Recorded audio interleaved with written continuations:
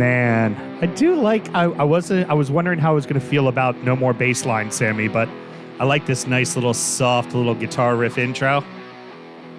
Yeah, it'd be nice if I could hear it. Yeah, now it's going into the loud part. You know, it's only a matter of time, Sammy. We'll have you back in the studio soon enough, I hope. We just got to be safe right now. I know. Yep. So anyways, Sammy, let's start the show. Born in the land of Bowie, Maryland. Bred to be a fan of fucking Everton. Punch you in the eye and drink your rye. Sam Houston. Sam Houston? Arsenal fans have another Sam. AKA the fucking Gooner Graham. Stump of a lord. Looks great in shorts. Sam Graham, hey. Sam Graham. Fucking United!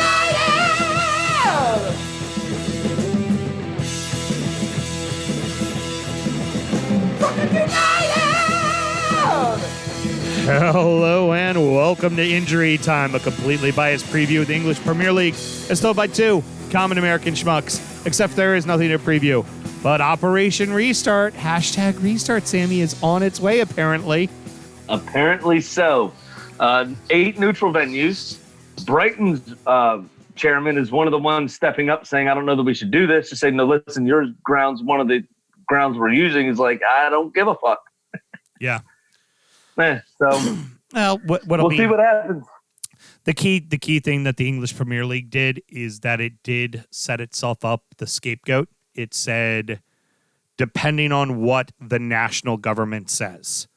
And by saying those words, if the season gets canceled, they can then defer the lawsuits. Can't sue Correct. me. The government told me we weren't allowed to do it. We tried every effort to make it happen. Go Right. talk to them. Yeah, and if the government will let the Saudi money in for Newcastle United, then they'll fucking hold the TV companies to their TV deals, and they'll also make sure that whatever suits the government money and everything else itself will happen. Relegations, promotions, whatever suits the government, they'll do. And the Premier League can just say, sorry, mate. Yeah. Well, and couple that with, we talked about this ad nauseum already, but those television stations, while their specific ratings may be down, ESPN ratings may be down, NBC Sports ratings may be down, they are always owned by a larger conglomerate. They're always owned by something bigger. The rest of those fucking television stations are doing gangbusters right now because everybody's fucking watching TV because they got nothing else to fucking do. Yep. Fair enough. So you're not getting the sporting numbers, but those same asses are still sitting on couches and watching TV every fucking morning. They still are, and they're probably watching something you're putting on. More than they have at any other point. Yeah. Yeah. I mean, it's 1,000%. That's what they're doing. So, anywho, like I said, I wanted to see what the news is going to be like over the remainder of the week.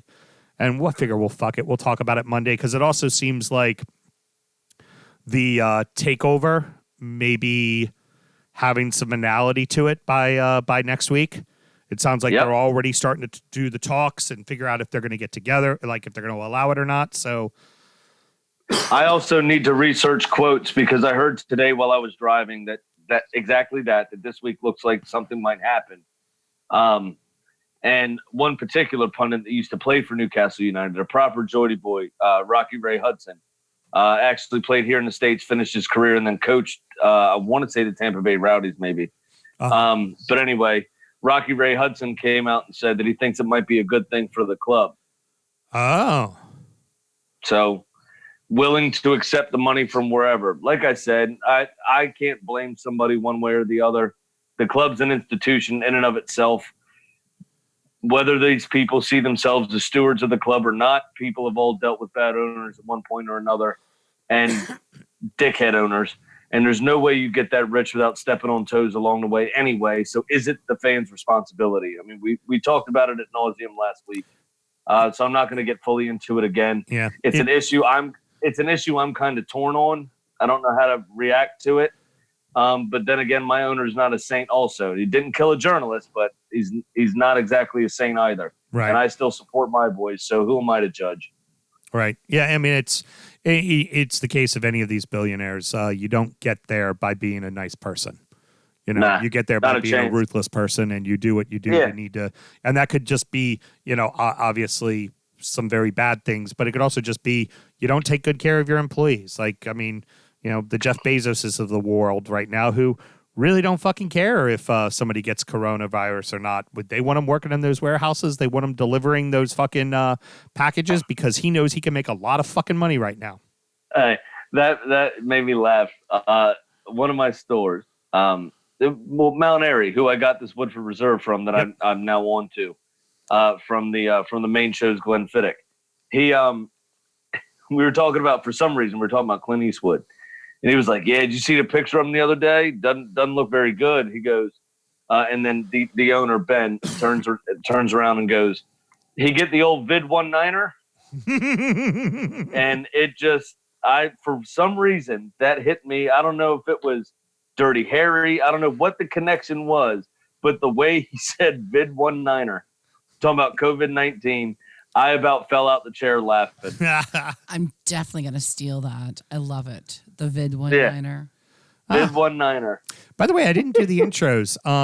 He's with all the face, she's without a mute button, and I'm me.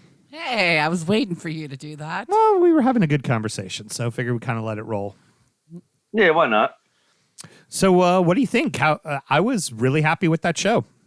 Good show. It was fun. That was a really fun exercise to do, and I mean, I'll be honest. The ideas when I sat down and started writing, they really kind of started rolling. Like, I got the first 5 down, and I'm sitting there just kind of thinking and having a hard time, and then suddenly, next thing I know, I'm just writing, and I'm writing. And Yeah, I'm I writing. did the same thing. I wrote everybody down in order first, and then I just kind of picked my obvious.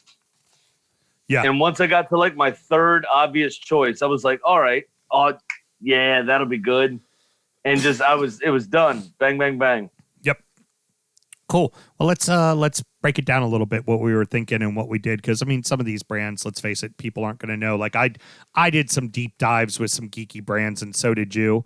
So none more prevalent than my very first one out of the box with Compass Box. Compass Box, yeah. So they're that we drank a bunch of Douglas Slang stuff on the show.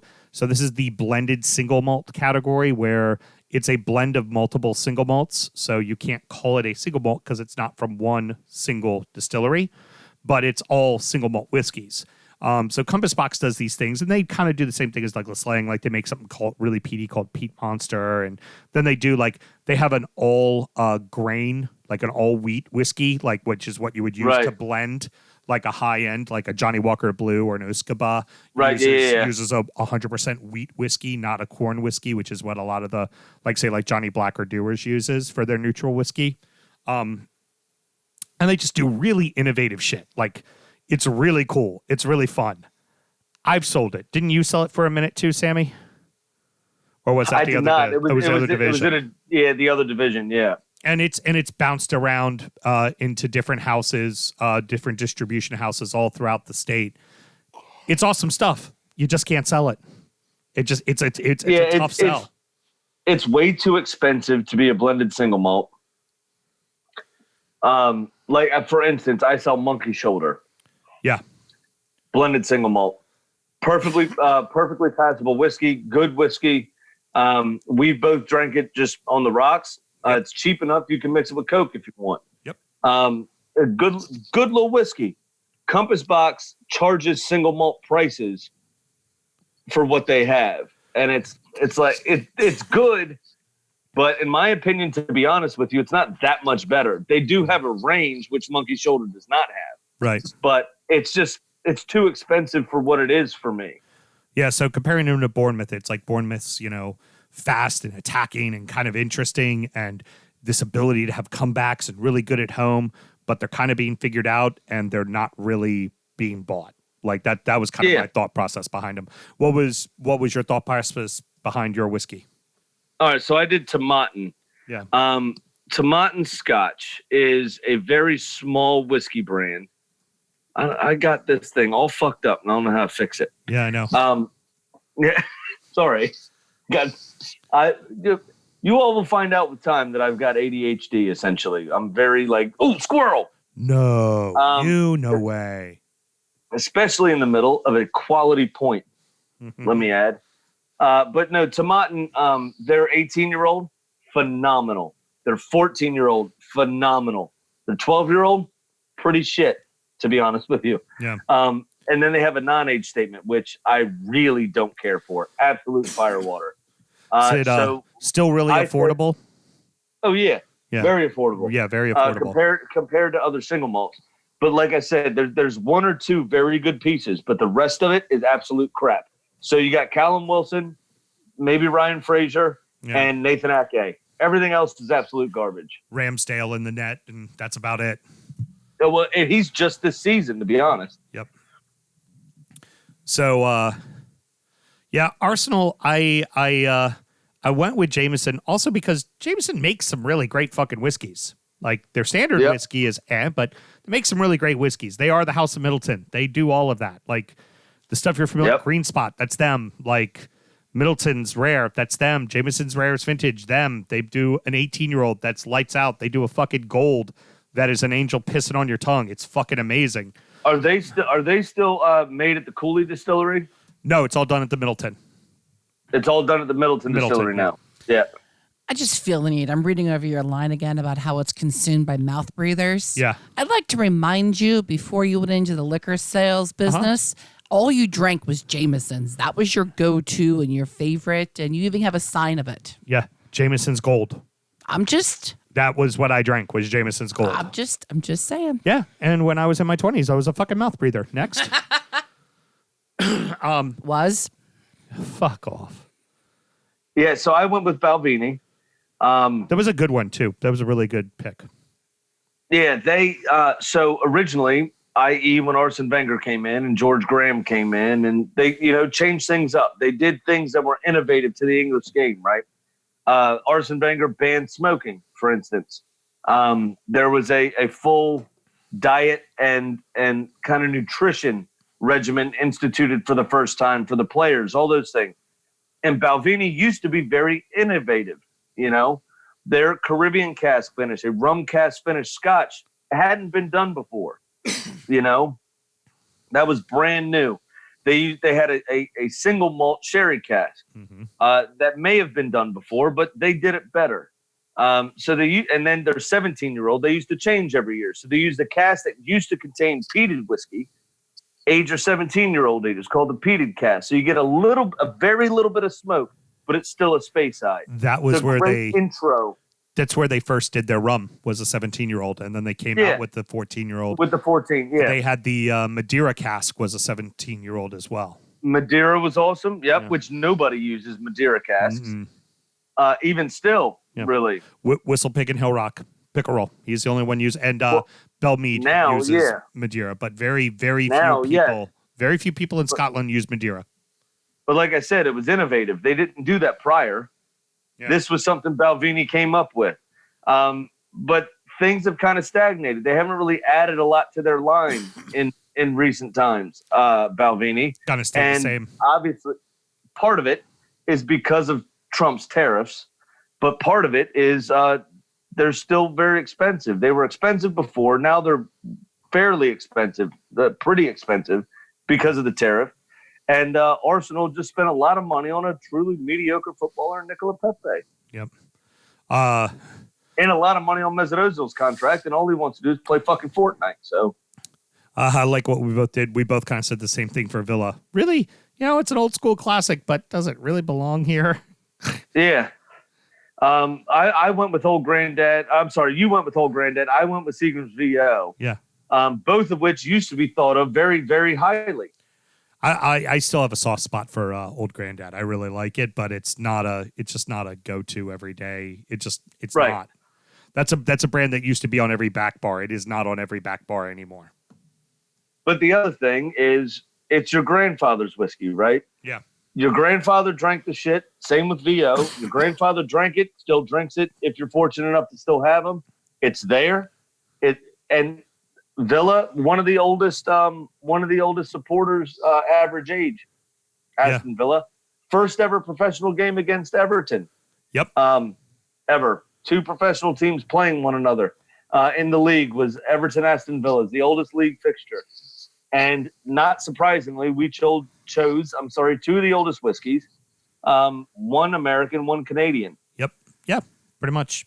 And then Doers, I mean, you went with Wyoming, but we both kind of went along the same process, like just tried and true. It's what everybody knows. It's not going to hurt your feelings. But that's it. It's not going to wow you. It's never going to wow you. A glass of Doers is never going to wow you.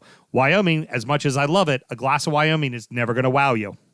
It's bourbon. It's exactly what you expect it to be. And so the Brighton's just never going to wow anybody. Oh, that's because I skipped over Brighton because I don't have it written down. But we'll get Burnley. back. Burnley. I mean, yeah, Burnley. No, that's exactly it. Burnley one time, the best they've ever done is finish 7th, and they finish in the middle of the table. They beat you 1-0 or they lose to you 1-0. That's pretty much Burnley. Yeah, unless you're Chelsea, they beat you 3-0 at your place to open the season. Yeah, exactly. Let me put 2 points here real quick. Number one, I think I should win the Twitter poll on this one. Here's why. Okay. A lot of people haven't heard of Burnley, Wyoming whiskey. Everyone knows Doers. Very fair. Very, very fair. Point number 2, for the second time now in about 45 minutes, you skipped over Brighton. Yeah, because it's not written down. I forgot to put down their notes. So, Brighton. that just says it right there. The fact that he forgot to even include it. Mm-hmm. Yeah, I don't know if you guys could feel it, but I'm very proud of myself. And you're very close to the screen. I love it. Yeah.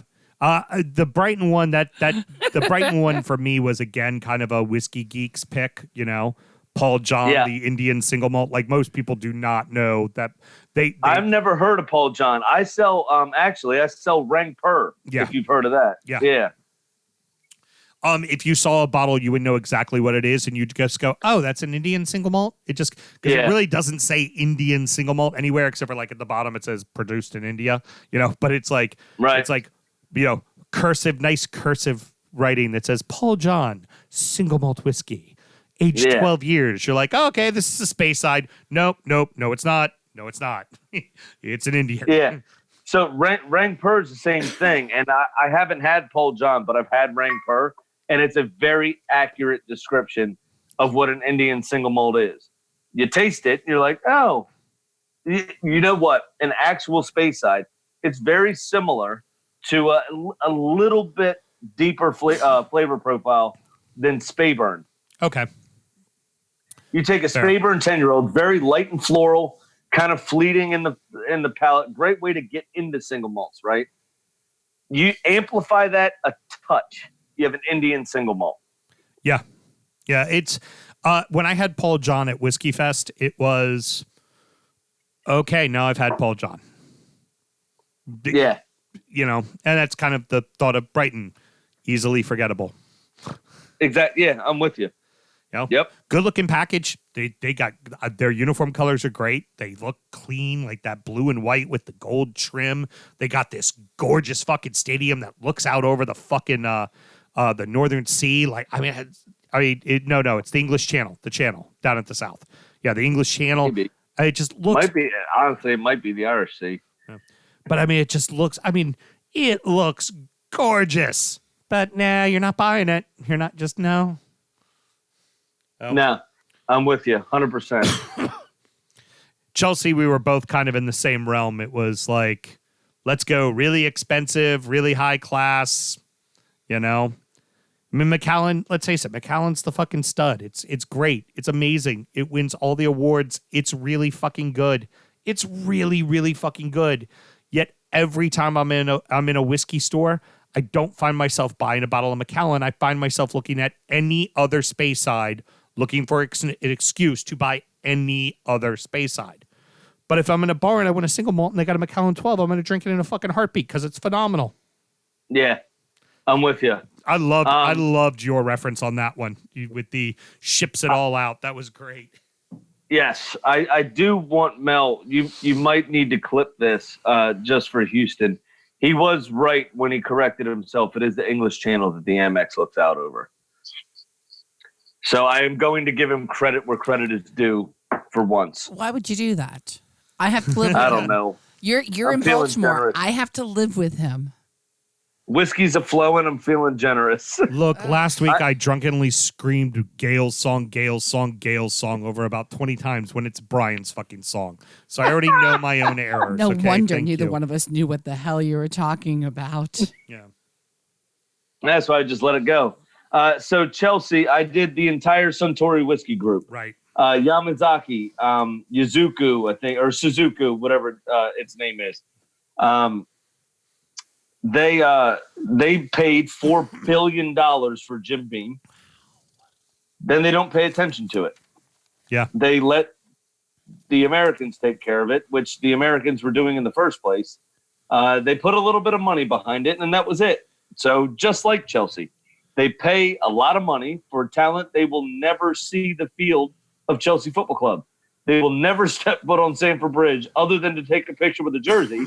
They will immediately be farmed out to another team to be developed, brought back to Stamford Bridge to play for the reserves for a season, and then sold for a lot more money than they paid for them. Yeah, pretty much. So there you go. That's essentially the Suntory Beam story. Yep. Crystal Palace, who did you have again? I had Clontarf. That's right. Yeah. Hey, Yeah. Clontarf's awesome. I love fucking Clontarf, man. No, it honestly, it's a solid little whiskey. I struggle with this one a little bit because Zaha and sometimes Jordan Ayew are kind of exciting occasionally, and Clontarf just isn't. It's just kind of regular. But Crystal Palace as a whole is fucking regular. Yeah. Well, again, why I went with Kirkland, because Ayew and Zaha are both pretty interesting. Both bought from other fucking clubs. You know what else? Yeah, you know what else is funny is we both also went with inexpensive brands. Oh, yeah.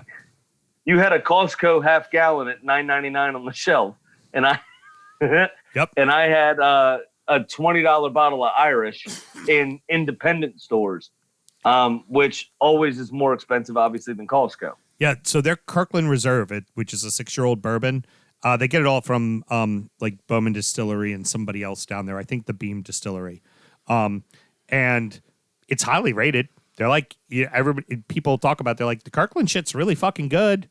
Of course it is, because it's Kentucky fucking. It's 6-year-old Kentucky straight bourbon whiskey. It's fucking good. Like, Yeah. But clearly it wasn't good enough that that Beam or fucking Bowman wanted to put their fucking name on it. Exactly. They'd rather sell it. That's So- exactly how they felt about it. What you're saying is Crystal Palace is the Costco of teams. In a way, yeah. All right. Kinda. Yeah. They have something really good that no one else wants. Wilfred Zaha. Yeah. Everton, you and I basically said the same thing, just different brands. It's, hey, they won, like Glenfiddich, Jim Beam. They won every award, which, when you look at the standings of most trophies in the history of England, Everton's right up there, and I want to say they're now in 6th place, like 5th or 6th place. Like, they've won them all, and they've won a lot of them. They just haven't won any since 1995. Yeah. It's right, exactly. They've won everything there is to win. They just did it a long fucking time ago. Yeah, precisely. But they're still solid. Sales are still there. They're still right in the running. Haven't gotten relegated. Beam is still at eye level. Glenfiddich is still at eye level. Yep. Everyone knows the name. They just don't win shit anymore. Yeah. And for me, it was everybody says they like them, but do they really? You never hear anybody go, oh, I hate fucking Everton. A lot of people are like, yeah, Everton's all right. Yeah, they're okay. Yeah. You don't really like them. You don't really like them because you chose another team, and that's who you really like. But you just go, Everton's okay. Yeah. The other point to Glenfiddich too is first single malt to ever name date their whiskey put a for the number on U.S. market. Yeah. Yep. Everton, again, we talked about it before. First ever professional game against Aston Villa. Mm-hmm. So, Leicester, this one came to me quickly. because I was thinking of the top 20. Yeah. And the fact that Dickel won number 1. And I'm like, that's really nice to see Dickel win one. It ain't never going to win it again. Lester, it was really nice to see him win the title. They ain't never going to fucking win it again. Yeah, yours was better than mine here for sure. I thought about Jefferson. Every time they released something new, I got excited about it. Just like when Nigel Pearson was fired. Right. And Claude Puel came in. Oh, sweet. This is going to be cool. That got boring. Then Claudio Ranieri came in. And it was fucking amazing. It was like the first time we had Jefferson's Ocean. Yep. Oh, my God. This is going to be cool as shit. Then that staled. He left. Then Brendan Rodgers came in. Oh, we've got a Sauterne finished bourbon. Yep. Oh, or Claude Puel. We've got a Sauterne finished bourbon. Fantastic. Well, that got boring. He fucked off. Brendan Rodgers came in. We got a rum cask, and we've got 2 different types of cab barrel finishes. This is going to be exciting. Yeah, that's like when they did the vastly different whiskeys, good whiskeys. Made it through about half a bottle. Yeah, it's like the Groth. The Groth one that came out was really, really good. And then the next one that came out was fine, but it wasn't a cab barrel we knew. And it was just like, oh, so you can't get Groth barrels anymore is what you've just told me. Yeah, it was the Chapelet Vineyard, very famous vineyard in California. You know what it's not? It's not Groth. It's not Groth, exactly. And it was a lot hotter of a whiskey. And their line extensions were exciting. Just like their manager signings were exciting. Then they started to stale, and they had to be replaced with something else. Yep. All right, getting into my nemesis, Liverpool. Do the voice. Do the voice. Do the voice. I'm Evan Williams. Yes, the Drunk and Uninvited I actually stole flat out from comedian Dan St. Pierre. So if you ever get a chance, guys, go Google Evan Williams stand-up. It's Evan Williams drunk at a party with other bottles of liquor.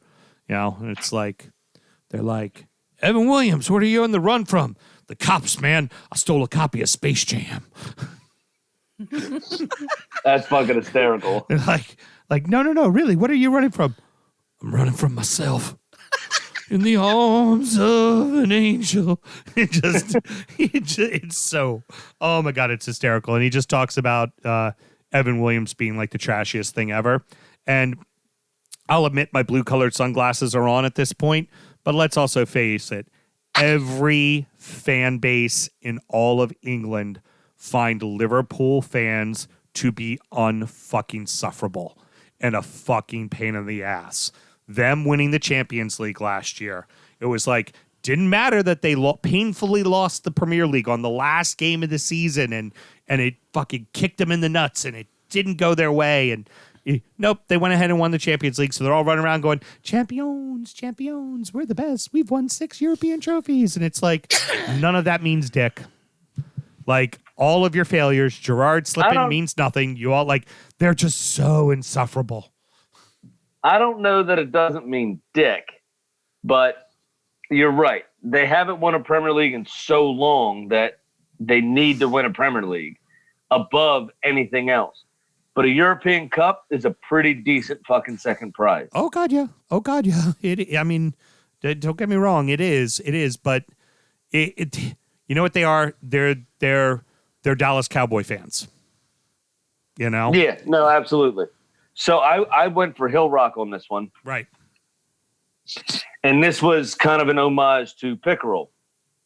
Yep. And Pickerel worked for Maker's Mark. Yep. He wanted to do something different as the master distiller.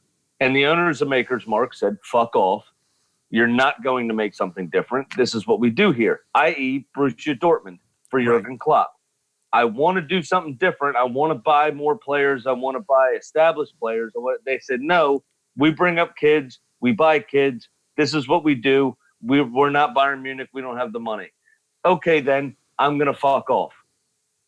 He went and found new backers. Pickerel did. Started Hill Rock Bourbon. Jurgen Klopp went and found American businessmen that own Liverpool and said, hey, are you willing to spend money? They both said yes. And then they established a very respected, very well done whiskey brand and team that's very expensive to see.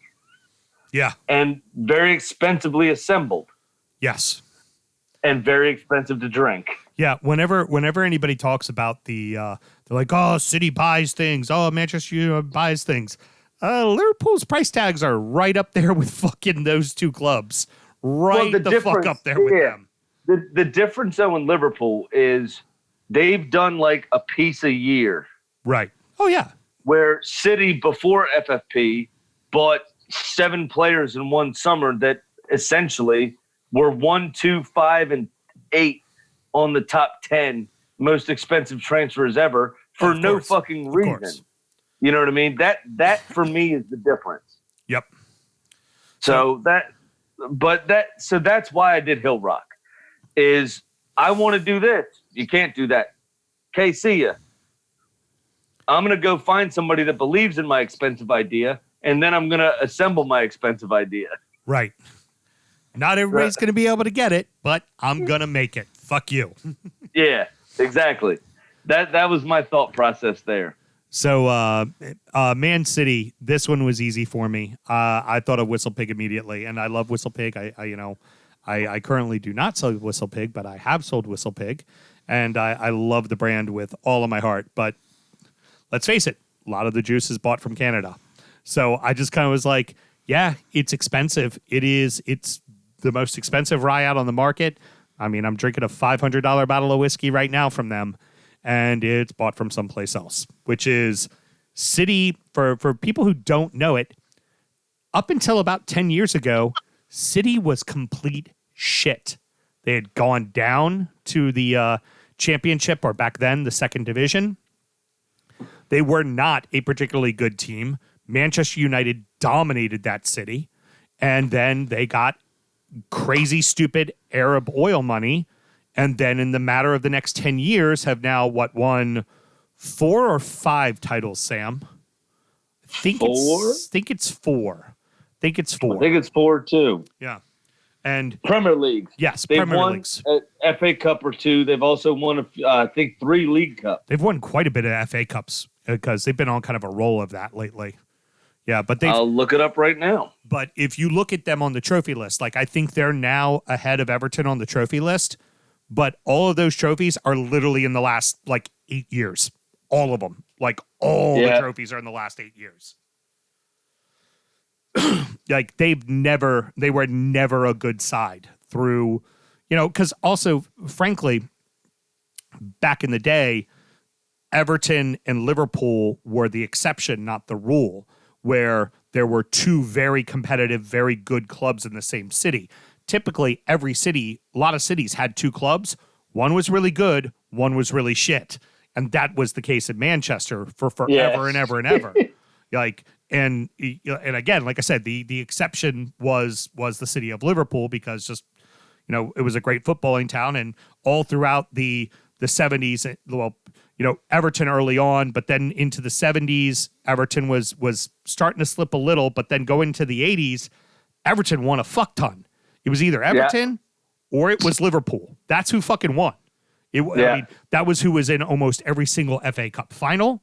That is who was in almost every single League Cup final. That's who was having success in Europe. That is who was winning the league. It was either Everton or fucking Liverpool.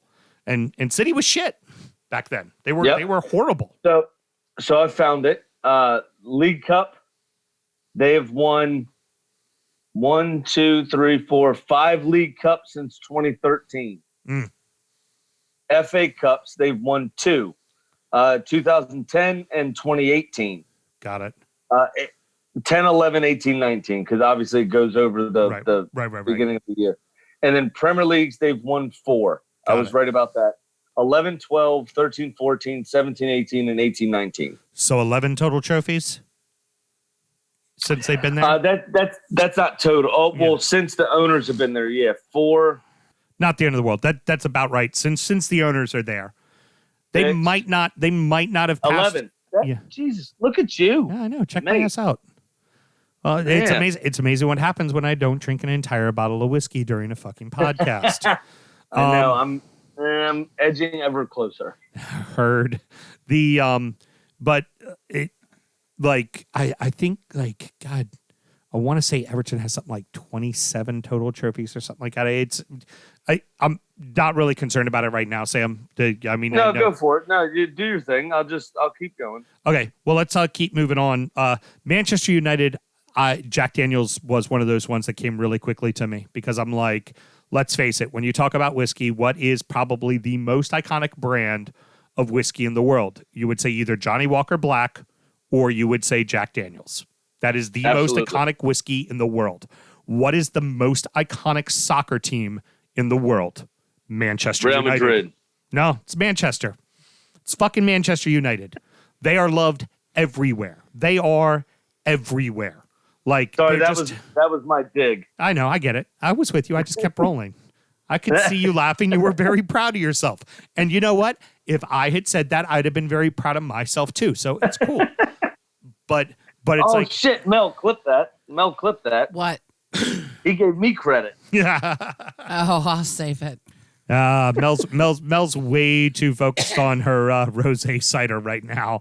She's just like, just let the boys go. I'm gonna sit back and relax. I might have had a couple margaritas before we started, and now I'm finishing my rosé, and I'm just I can't.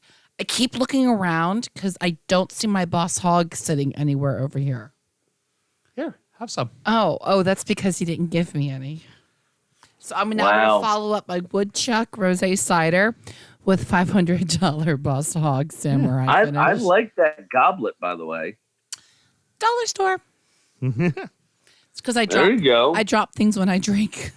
Yes. So buy things that look pretty that are really dirt cheap. But yet, like I said, for me, that was my thinking. And while Jack is always going to be Jack and Manchester United will always be Manchester United, it doesn't necessarily mean Manchester United will be the first thing that everybody calls for anymore, much like Jack Daniels isn't the first thing everybody calls for anymore. I think this one, the Samurai finish, is my most favoritist of all favorites. Really? Yeah. Nice. That plumminess. Yeah. There you go. I went with Basil Hayden. Yep. Basil Hayden is fucking excellent whiskey. Regular Basil Hayden is fucking excellent whiskey. Yeah, it's fabulous. Then they came out with the Dark Rye. They came out with something else finished in a rum barrel. They came out with some other bullshit. And they all fell very short of Basil Hayden fucking whiskey. If Basil Hayden had just stuck to their identity, I think they would sell more. All of these extra things from outside pressure of other brands doing it. That's exactly what I was about to say. Keeping up with the Joneses kind of effect. And that's what Manchester United felt like they had to do. Oh, shit. Suddenly our neighbors, the noisy neighbors in Manchester City, are winning fucking titles. Holy shit. We're no longer the most popular club in our own city. We're not the most successful. What the wait, we got to reinvent the wheel. Buy Paul Pogba. Buy Romelu Lukaku. Buy. Maguire. It doesn't matter. Fucking 100 million. Spend the money. Throw it down. We got to fix this. Yeah. Exactly. Very, very 100%. Much the case. Very, very much the case. Everton has won 14 trophies, by the way. Senior trophy. Got it. But sorry for saying 27. I knew they had a lot. There's that a would bunch be of runners Everton up colored glasses. Yeah, there's a bunch. There's a bunch of runners up. There's a bunch of community shields. Those don't count as a real cup. Well, unless you're Jose Mourinho. Right. Then they're part of a fucking treble. Well, I know top flights, I believe their top flight number is 9. So yeah, I mean, I think it was 8 or 9. It was something like that. Yeah, I'm not going to go back. Everybody's always said 85 was the last time they won the league. Actually, 85 they won the league. Then Liverpool won the league, and then the year after that, Everton won the league again. Yeah, I think that last league win, 87, 88, something like that. 86, 87. 86, 87, yeah. You won 84, 85, then Liverpool, and then 86, 87 was yours. Yep. And Manchester United was second to us the year in 85. They were way behind us, too. We ran away with the league that year. Then the next year, and that year we took the double off of Liverpool. Then the next year, Liverpool beat us and we were in second and lost to them. And then the very next year, we won the league and they were second. So, yeah. And just in case anybody's new to the podcast, that 86-87 year that they won the league, I would have been one when they lifted that trophy. Yes. Thank you, Sam. 1 year of age. I wasn't One. born yet. Bullshit. So Newcastle, I liked how we were on completely opposite ends of the spectrum, but with the exact same mind point. Like 100%. whole lot of substance equaling nothing. Yeah, exactly. Pappy's very expensive. It's very highly rated. That all doesn't really fit Newcastle. I get that. That wasn't where I was going with it. It's the prestige. It's the history. Yeah, Pappy is overrated, hands down. You are not getting what you're paying for with that brand. Period. Especially now, is, the only way you get it is on the secondary market, which means you're definitely paying a premium. Absolutely. You're paying a premium at a liquor store because it's so quote unquote rare, right? That everyone jacks up the price, and rightly so, right? I can't get it, so I'm going to make my money on it while I can. Understand that it's all supply and demand, right? Right. That's part of a free market. I understand that. That's all well and good. The problem is that every year when Pappy comes out, there's a story at the distillery of something that went awry as to why there's no Pappy this year. Got stolen. Yeah. So there's right. Every year Mike Ashley's going to sell the club, and then it miraculously doesn't happen. Or it always happens when it's transfer window time, so that Ashley doesn't have to spend any money and buy any players. He's about to sell the club. The minute the transfer window is up, oh, no, it all fell through. I'm not selling the club. Don't worry about it. Well, exactly. And there's the thing, like you said, the year that the barrels were stolen, right? All 523-year barrels were stolen. So we have no $8,000 whiskey for you. Well, all the stores still got it. And the next year, all the stores still got it. Mm-hmm. And I know you don't have 45 23-year-old barrels sitting around. Also, 53-gallon barrels are made with solid, made in the USA, white American oak, and weigh a fuckload. Yeah. Yeah. Who's stealing whiskey barrels? It doesn't happen. You and I could not carry a barrel of whiskey out of a place. We could roll a barrel of whiskey, but we'd still have to get it downstairs. We'd still have to get it we'd still have to get it into a car, which it won't fit in a car. So we have to get it into a truck and then drive away with it as it rolls around everywhere. Yeah, that's fucking happening. Yeah, that's fucking Makes happening. no sense. A year before the stolen whiskey, there was a fire at the distillery. Well, let me tell you something. With all that booze there was a goddamn fire. You'd have lost it all. It had all burnt to the fucking ground. Everything is fucking wood and alcohol. And brick. So the wood and alcohol would have caught on fire and been trapped by the brick. By the brick. With nowhere to go. Let me tell you something. It didn't catch on fucking fire, mate. Somebody else's distillery caught on fire. They took a picture of it and published a story on Reddit that it was their distillery, and it got picked up by every major newspaper. Yeah. It's fucking bullshit. So this one will be a close one because, I'm able to hit on the point that it's the owner's too cheap to buy actual whiskey, with Fireball. But I say that you drink a lot of it and then the drama train ensues and you end up puking in a fireplace.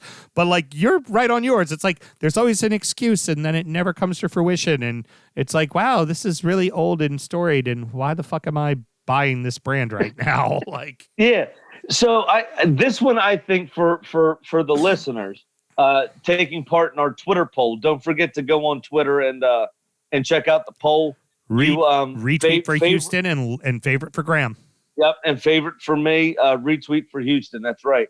But this, yes, again, we went in very different directions. It's owned by the same fucking company, but we did the exact same thing. I think this might be the hardest choice of all of everything that we chose. Agree. You know what's interesting on a lot of these too? We go very different directions with our brands, but the message is exactly the same.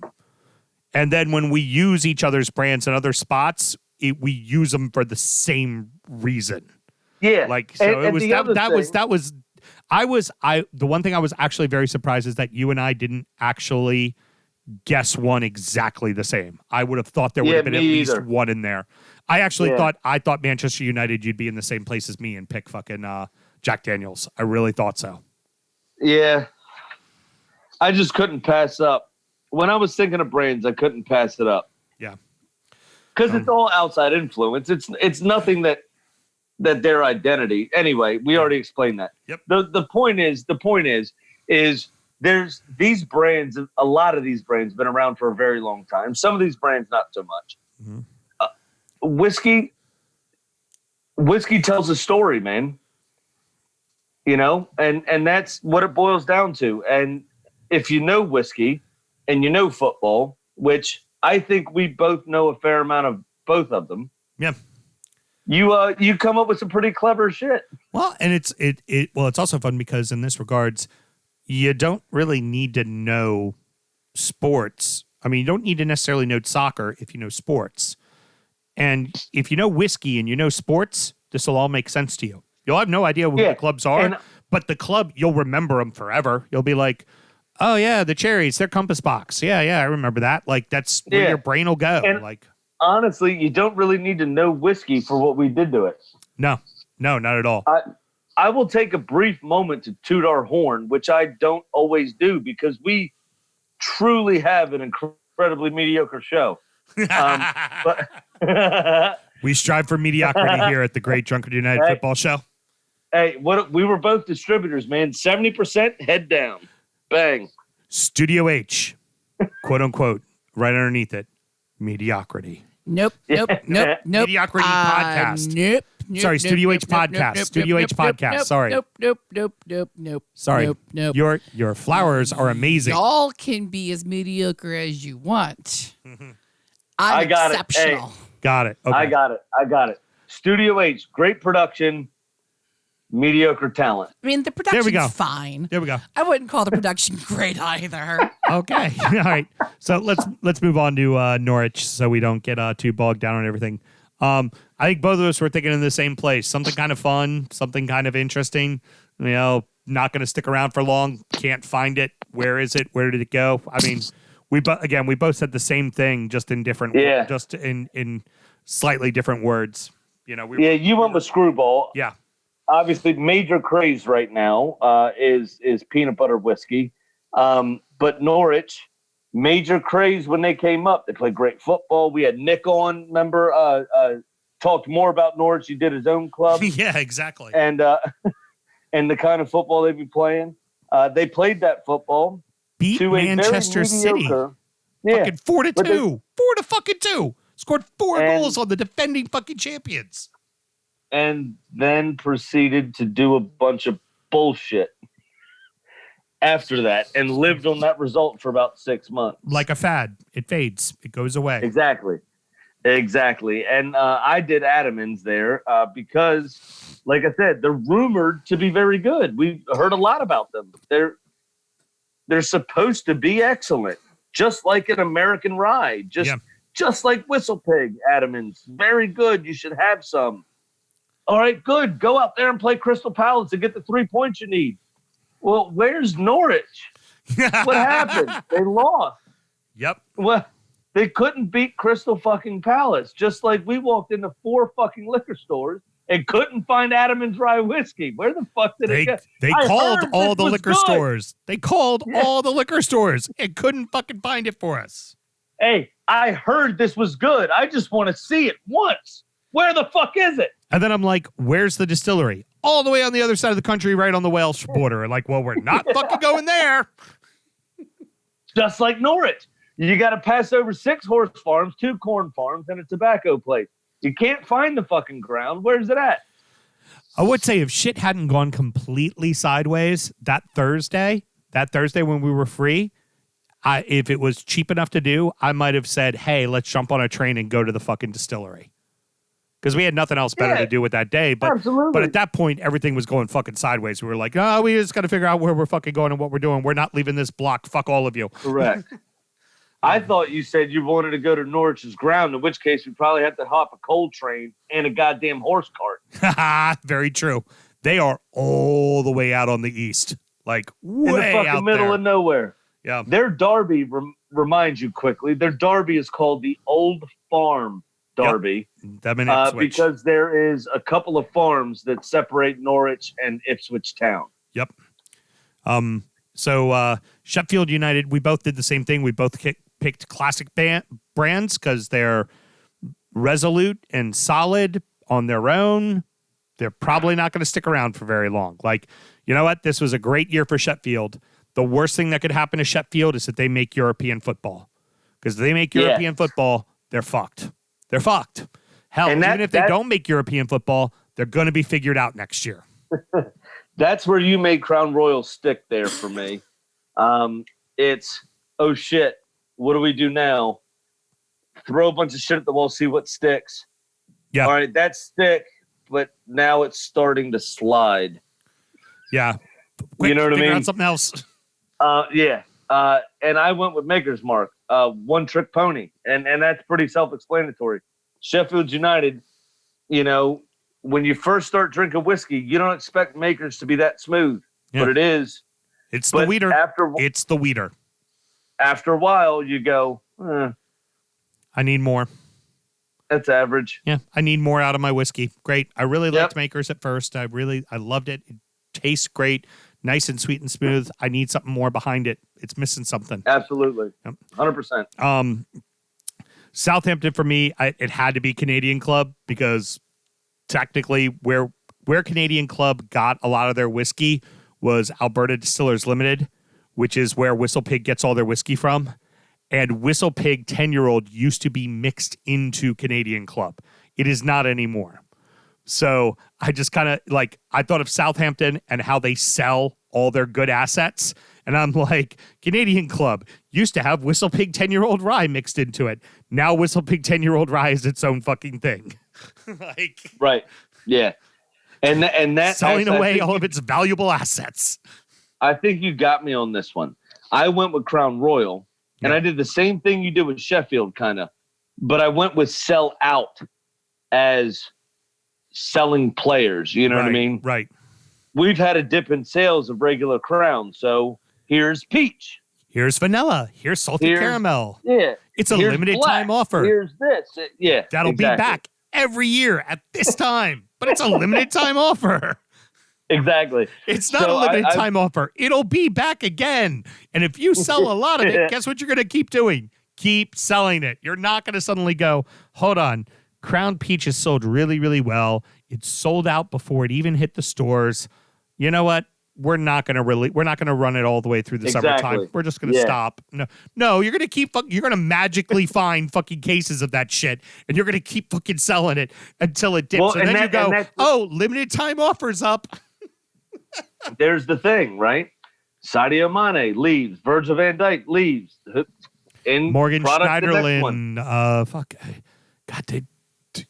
Go as far back as Alex Oxlade-Chamberlain, Theo Walcott, Gareth Bale. Yeah. You just, oh shit, we got a really good thing here. We're gonna fuck it off. Yep. Oh, sell fuck, them now what? all. We're going to sell out and bring in the new thing. You know what I mean? And so just another youth academy analogy for me is what that was. So, but I think you got me there because you actually did sold whiskey. Yeah. Yeah. Just as opposed to the sold it. Yeah. As opposed to the idea of selling out. Yeah. Yeah. We just sold our whiskey. That's it. Oh yeah. That's really good whiskey. Sell it to somebody else. Fuck our whiskey. Sell it elsewhere. Tottenham, I like your pick. It's a bit predictable. I expected you were going to kind of say something transparent, something fake is what I figured you were going to go with. Well, yeah, it is transparent. We'll start there. It's clear as the day is bright. My thought process in Bakers is that's part of the Jim Beam family, right? So it's like Basil's and Bakers and all these really cool, fun shit that they do, right? And Bakers kind of gets lost in the mix. Bakers is good. It's really good. Like, Tottenham's good. Tottenham does well.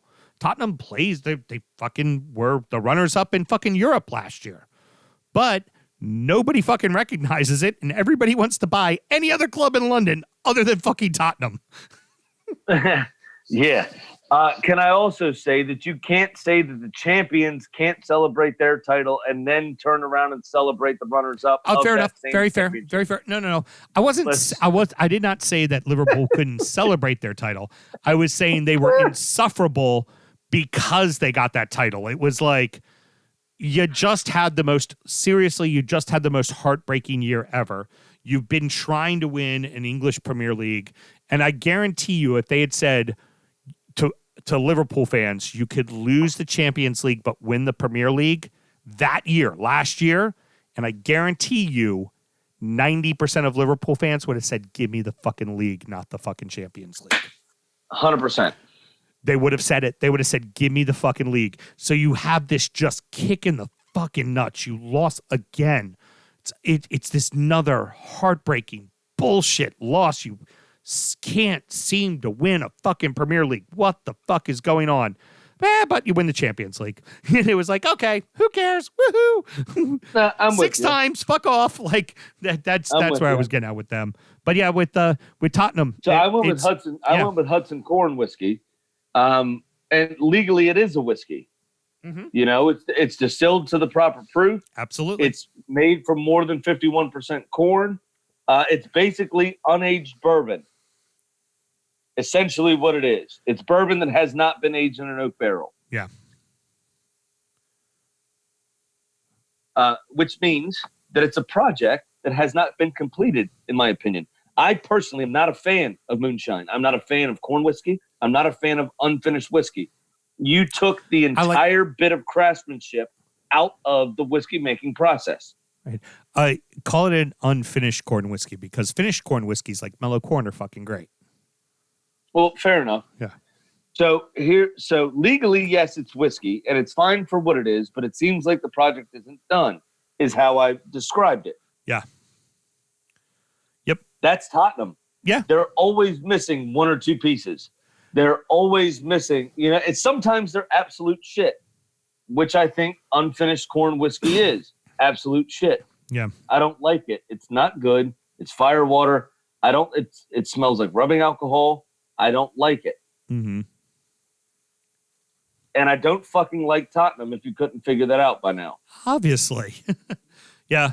So, and for me, with me saying like there's a lot of other options you'd rather pick, it's like you'd rather pick West Ham or Millwall or Fulham or Crystal Palace in that case, because at least they're scrappy and there's something to them. Like, it's like...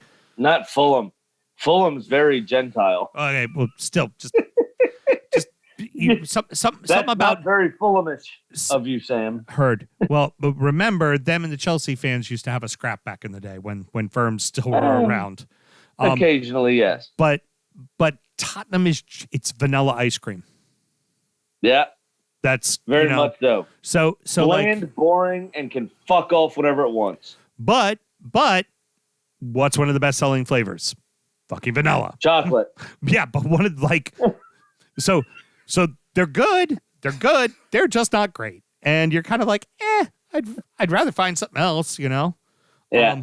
Watford, my thought process with Cuddy Sark was pick a brand that's essentially irrelevant. Cuddy Sark occasionally has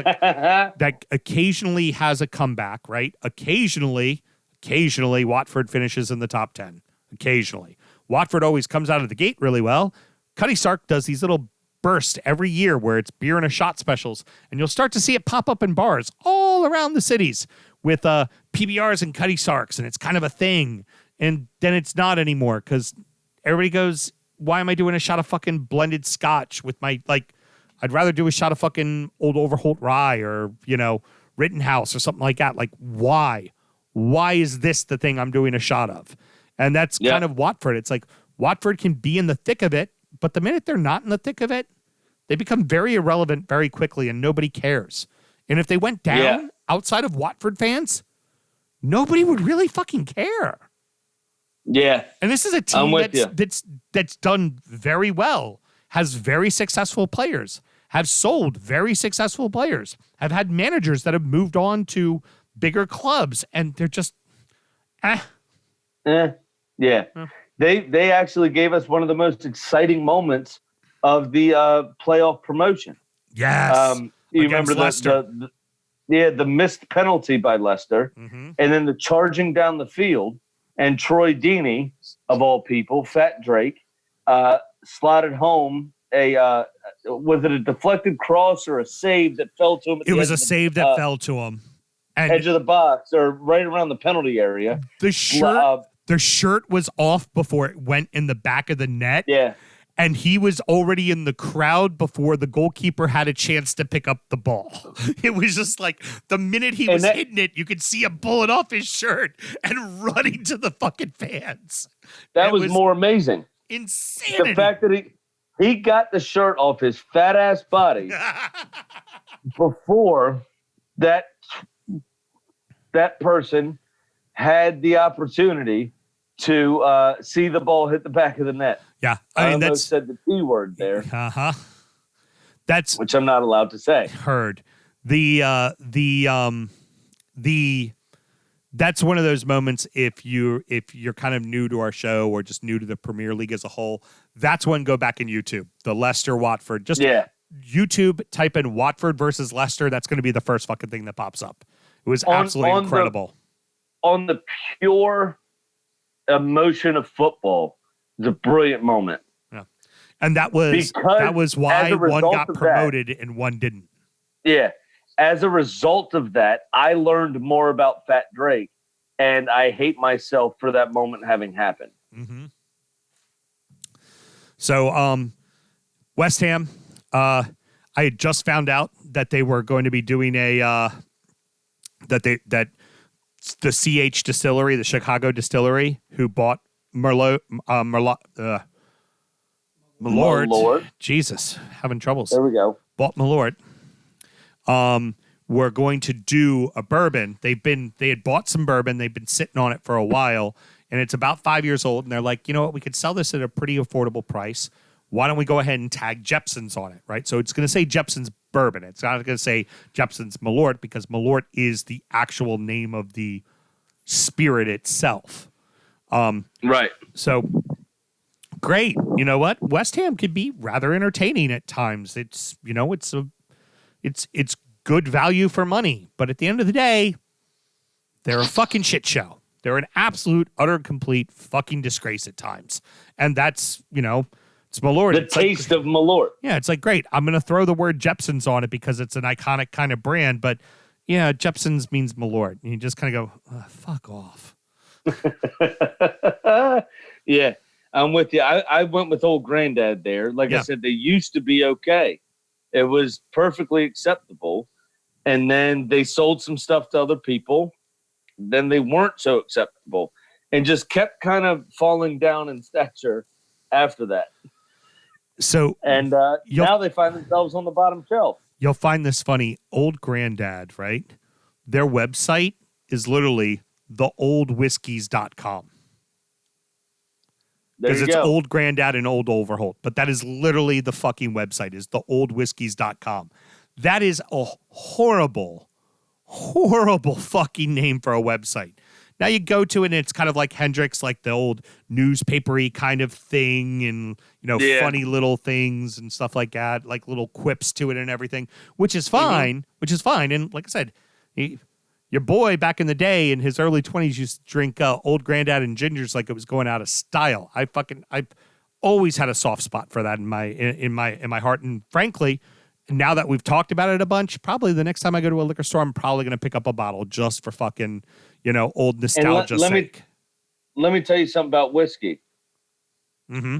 The fact that you immediately want to mix it with ginger ale is a fucking problem. Yeah. Have you ever had the Granddad 114? Yeah. That's a good fuck whiskey. It's a very good bourbon. Very good bourbon. You know what? It's probably going to be on the bottom shelf again, especially with a Scotsman in charge. Yeah, I heard. Fun fact, though, real quick, about David Moyes. You ready? Uh-huh. He went to the grocery store just after lockdown in the UK, saw that they needed a delivery man in his village, and decided that he was going to deliver fruit and veg to elderly folk in his village. And very sweet, very nice thing to do. That's great. A lot of people aren't doing that. That's wonderful of him to do it. He forewent the pay from the grocery store. Obviously, he's under contract to the Dildo Brothers. So he just went and did his thing. And he said he felt great. It was awesome. It was wonderful to give back and everything else. And that's great. I just wonder if that's who you want to see coming up your driveway with a basket of fruit and vegetables.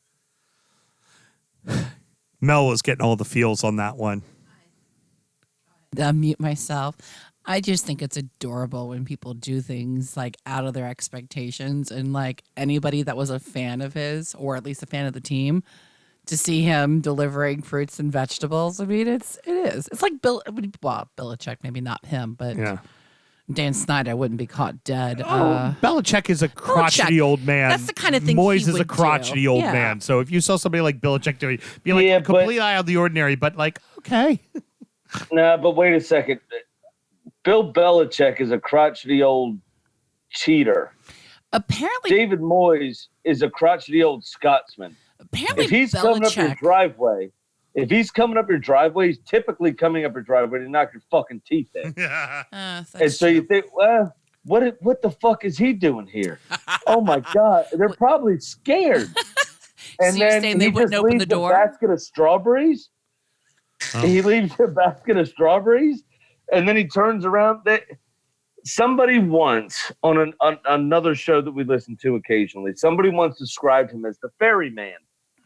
Basically, the person with the fire hair, because he's a ginger, that would ferry you across from Earth over the river Styx to Hades. And you want that walking up your fucking driveway with a basket of strawberries, taking something so succulent and brilliant and turning it into maybe a death wish. By the way, Sam, real quick, we're gonna test Melissa here real quick. Shit, don't. All right. Yes, do it. No, don't. David do it. Moyes. Where do we know David Moyes from? I know David Moyes from a lot of places. In elementary school, he went with my mom. No. And they used to push each other on the swings. Stop looking at your computer. Stop it. You're typing on your computer. Anything. Mel, I'll How give can you. I do anything? Mel, I'll give you a hint. David Moyes, he's a football coach. Yes, I'm going to give you. That's not it. Mel, I'm going to give you a hint. He is known for coining a phrase that's in this room. You know, it's not going to help. I only pay attention to 25% of what you say. David Moyes was the manager of Everton for like 12 years. He's the one who called them the People's Club. Of who? Of Everton. Everton. He went on to Manchester United Everton. That sounds after Sir familiar, Alex Graham. Ferguson retired from Manchester United. Oh, okay. For 8 months. For 8 fucking months. Yeah, it didn't go so well. And Didn't go so well. But then of course he wanted to buy Harry Maguire at $9 million, you know, but I don't- fuck Harry Maguire, he ain't worth shit I'm looking- until he's $94 million worth.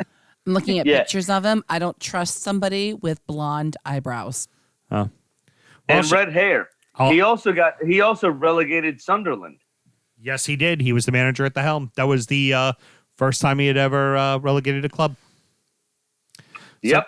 And I'll put up, Sammy, I'll send it to you. Put it up on Instagram. I'll send the picture that you took of me and one Mr. David Moyes at RFK Stadium on that blistery 120-degree day when we were at the practice. Was I there? No, you I weren't. actually Okay, rather would have been at work than what we did that day. It was so goddamn hot. Yeah, but it was Wasn't even my club. But it was well, your club would never let anybody go to a fucking practice. They're That's too true. fucking stuck Fair on enough. themselves to do that. Fair enough. But Moyes was the one who insisted that they start bringing out all the concession carts with water and just start giving water to people. He was like, charge them. Charge me. I don't care. Give everybody as much water as they need. If they want 5 bottles of water, give them 5 bottles of water. If they want to pour a bottle of water over their head, I'm paying for it. Just let them. You know, he honestly, he's a lovely bloke. We give him a lot of shit. Everybody gives him a lot of shit. He's a lovely man. And that day, I met Phil Jagielka. I told him to join Arsenal. He didn't. Should have, but he didn't. We both met Sylvain Distin. That man is made of stone. Large man as well. That's a man you call sir. That's a man you call sir. He came up to my shoulder, and I was in the stand, and he was on the field. Yeah. Big fucking Big man. bloke. Yeah. His fucking thighs were almost as big as my torso. Leighton Baines. At the time. Met Leighton Quarantine Baines, is not- Timmy Quarantine has not Cahill. treated me well. Timmy Cahill, Yeah. Leighton Baines. Yeah. Met a whole lot of them. Only people we didn't meet. Arteta wasn't there. Howard wasn't there. No, Arteta was there, but receiving treatment. Fellaini and Howard he were the was two we injured, didn't meet from that team, but the rest of the team we met. Every single guy. Yeah, it was very cool. Very, very fucking cool to interact with them for a bit. They took our banter. They gave it back to us, a couple of them. Yep. Took pictures that with was- everybody, signed everything anyone had. Just really nice folks. Really, Yeah, it was a very lot- cool experience. That actually was a lot of fun. Yeah. All right. Honestly, it really was. So much like the last club that we're completely forgetting, let's go ahead and wrap this up. For me, I went with a really nice whiskey that's really good, that's highly rated, but nobody knows it and nobody buys it, which very much like Wolverhampton. They're a classic club. I mean, they were one of the original clubs. They've gone up and down a lot. They're finally up again, but they're never going to reach the pinnacle of being great. No matter how good they make themselves, they will never reach that point of being a Champions League winning side. They might make Champions League. They might make Champions League once, but they're never going to be upper level. And at some point, it's all going to run, like the money's going to run out and they're going to find themselves back down in the lower division again. It's just going to fucking happen. That's what they are. And you couldn't even come up with a fucking whiskey. You had to cheat and go find a fucking rum because you're lousy at what you do. Well, hold on. The first time I saw this club in the Premier League, they had an Irish forward, Kevin Doyle, who was just as good as all of the other Irish forwards in the Premier League, less Robbie Keane. Got it. Which means they were garbage. mediocre. Yeah. You like seeing them, but they're kind of garbage. Much like their shirt sponsor at the time, Doritos. Doritos, yeah. I'll let you finish your whiskey because I don't want you to spit it out. Yep. Yeah. Ooh. Yeah, they were That'd like be orange. like They were orange and black jerseys with the Doritos logo. That's not the coolest sponsor I know of right now. The 25% that I listened to from you was about the Everton sponsor. It's not yet. It's potentially. Have you heard about this, Sam? No. Potential sponsor. Trojan Condom. We are in talks with them. Please say Trojan Condom. Swiss X, What the fuck is that? the largest CBD producer in the world, and part of the logo is The largest what? CBD oil, Cannabis. and the and the logo is actually a fucking pot leaf. Sweet. I might get myself an Everton jersey. Mike Tyson owns a piece of that brand. Yep. So I just want Iron Mike at a fucking Everton game coming out in the jersey in the middle of the fucking field. Kind of like how we had Rocky, had Sylvester Stallone do it. That's a fucking winner right there. That's a fucking, I don't even care if he follows soccer or not. I just want him in the jersey on the center of our field. If it's anything like Michael Jackson and Fulham, he'll get a goddamn statue outside the new ground. Yeah, we're not that bad.